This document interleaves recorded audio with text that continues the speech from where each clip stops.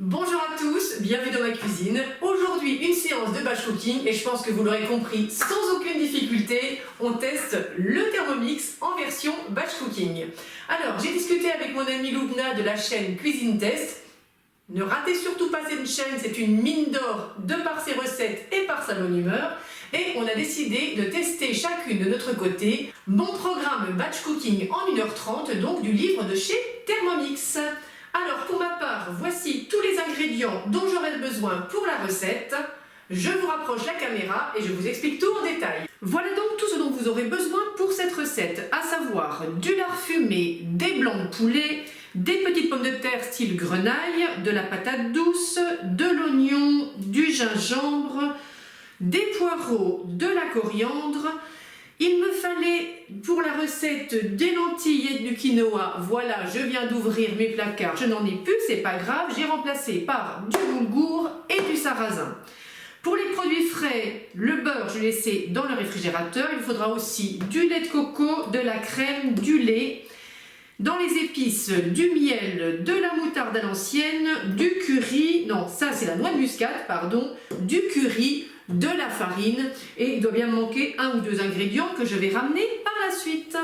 C'est parti, on commence par la première recette, le poulet mijoté, moutarde et pommes de terre.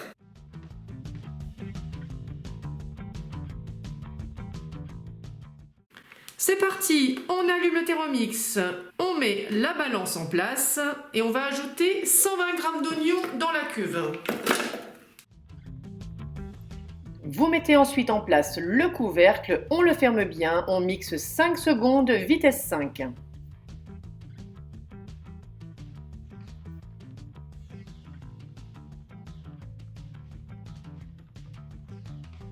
Quand c'est fait, on ouvre le couvercle, on racle les parois, on ramène l'oignon dans le fond de la cuve et on ajoute une cuillère à soupe d'huile d'olive.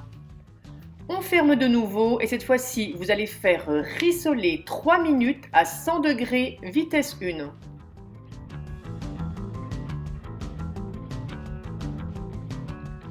Pendant ce temps-là, vous prenez vos filets de poulet, vous les coupez en gros morceaux.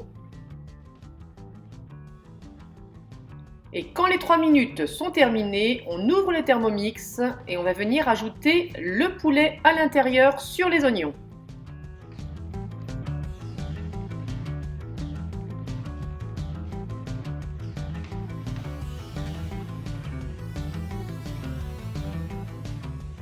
On ajoute une grosse cuillère à soupe de moutarde à l'ancienne ainsi qu'une cuillère à soupe de miel. Attention, pensez à prendre un miel neutre, pas un miel trop typé, sinon ça va vraiment changer la donne et les saveurs de la recette. On complète avec 200 g de crème. Alors maintenant que j'ai fait la recette et que je l'ai dégustée, surtout, ne mettez pas 200 g de crème, c'est beaucoup trop. C'était beaucoup trop liquide, beaucoup trop de sauce. N'hésitez pas à diminuer la quantité de 50 g voire 200 g. On n'oublie pas naturellement de saler et de poivrer.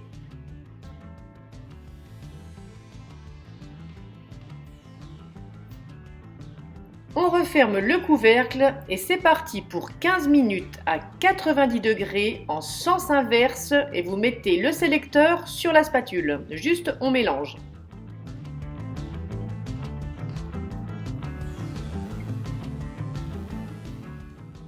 Pendant que le poulet cuit, on s'occupe de la patate douce. On va venir l'éplucher.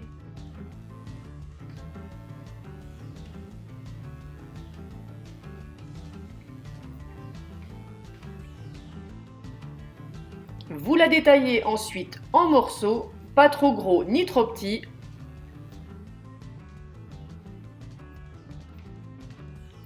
Et quand c'est fait, on va venir les mettre de côté sur le plateau du Varoma.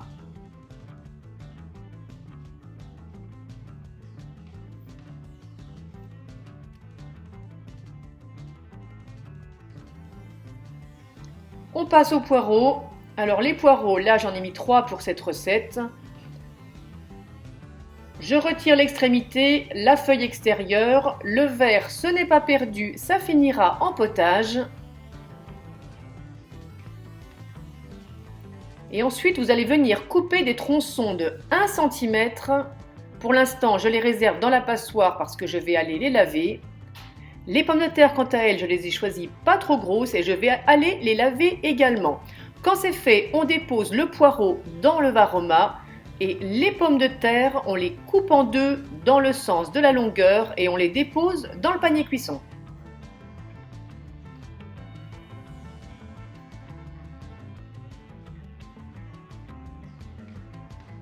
Pendant ce temps-là, le poulet continue de cuire à côté de moi. Je suis même en avance par rapport à la fin de la cuisson. Quand c'est terminé, on arrête le Thermomix et vous débarrassez votre poulet dans un récipient qui va au réfrigérateur. Donc c'est ce que je vous disais tout à l'heure, je trouve pour ma part qu'il y a beaucoup trop de sauce, beaucoup trop de liquide et c'est du poulet frais, je vous dis pas ce que ça serait si j'avais pris du poulet congelé. On lave le bol et on passe à la cuisson des légumes, vous mettez 1 litre d'eau dans la cuve, vous déposez votre panier cuisson, vous mettez le couvercle. Là, je vous montre les différents étages, la patate douce et le poireau. Naturellement, vous pouvez saler votre eau ou mettre des épices, ça c'est à votre choix. Et vous allez cuire 35 minutes Varoma vitesse 2.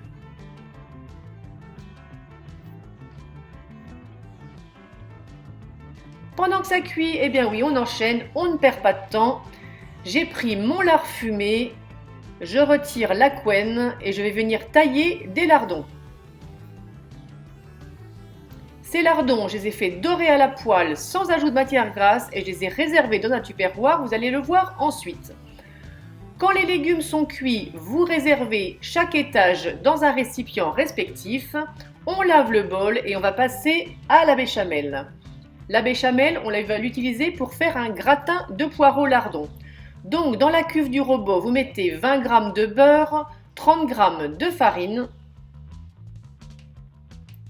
Vous ajoutez 250 g de lait. Alors pour que vous sachiez, j'ai divisé la quantité de béchamel par 2 par rapport à la recette initiale. C'est pas comme le poulet, je voulais pas du poulet à la nage, je voulais un gratin de poireaux, pas de la béchamel au poireau.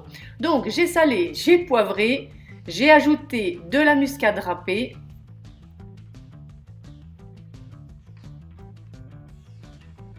Et là, j'ai voulu fermer mon robot et je me suis rendu compte de l'erreur que je faisais depuis le départ. Donc j'ai eu beaucoup de chance de réussir ma béchamel, que les pesées de la balance soient bonnes.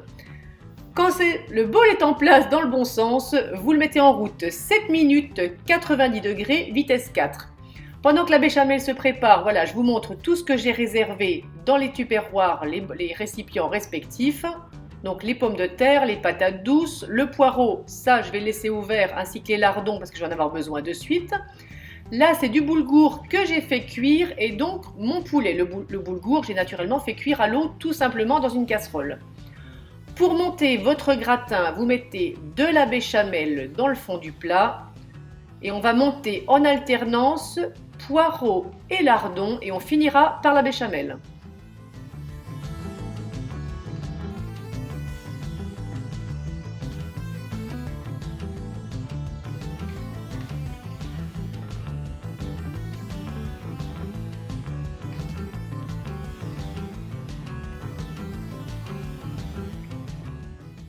Comme je trouvais qu'il n'y avait pas de mâche dans ce gratin, j'ai rajouté quelques amandes torréfiées qui ne sont pas données dans la recette. Ce gratin, vous le filmez, vous le réservez au réfrigérateur, vous le faites au four soit le jour même, soit vous le mangez le lendemain, peu importe.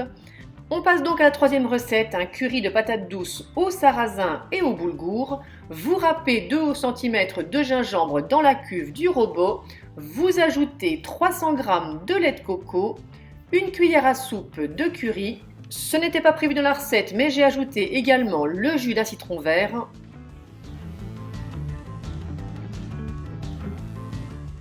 On n'oublie pas naturellement de saler.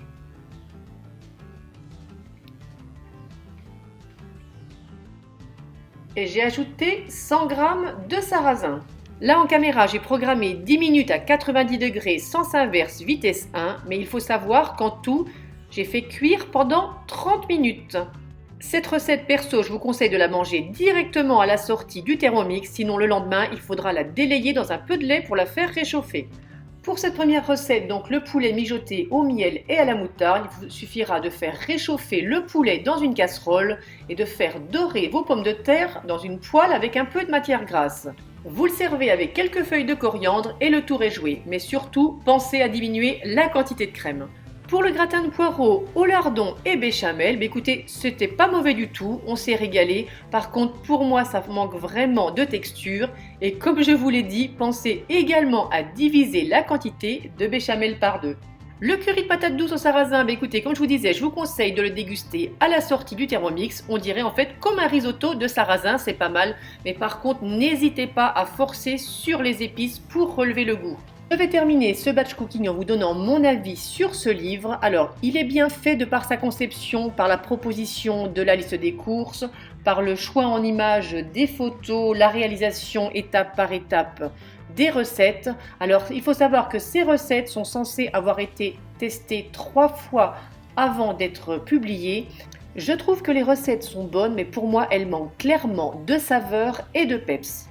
Il faut savoir qu'à la base, le curry de patates douces aux lentilles doit être servi avec du quinoa. Je me demande qui a l'idée de mettre 3 féculents dans un même plat. Je vous invite vivement maintenant à aller voir les 3 recettes que Loubna a testées sur ce livre, puisque nous avions choisi de tester des recettes différentes. Vous aurez son avis à elle également. Merci d'avoir partagé ce moment de cuisine avec moi. Je vous fais de gros bisous sucrés à tous et je vous dis à très vite pour une prochaine recette.